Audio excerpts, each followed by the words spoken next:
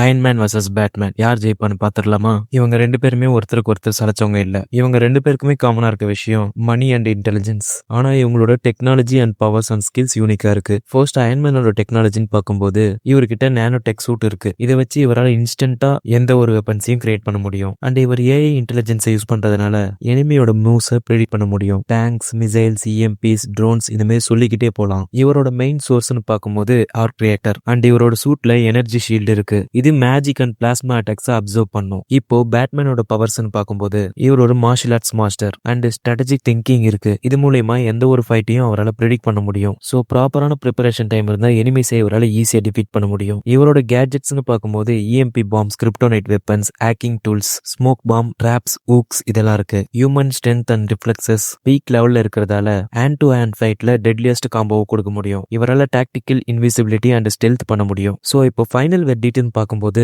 அயன்மேனோட technology higher லெவல்ல இருக்கிறதால general winner Iron Man தான். ஆனா ஒரு ப்ராப்பரான ப்ரிப்பரேஷன் டைம் கொடுத்து அதுவும் அது ஒரு க்ளோஸ் காம்பேட் ஃபைட்டா இருந்தா 100% பேட்மேன் ஜெயிப்பாரு. ஸோ ஃபைனல் வின்னர் அயன்மேன் தான். உங்களோட ஆன்சர்ஸை கமெண்ட்ல சொல்லிட்டு போங்க.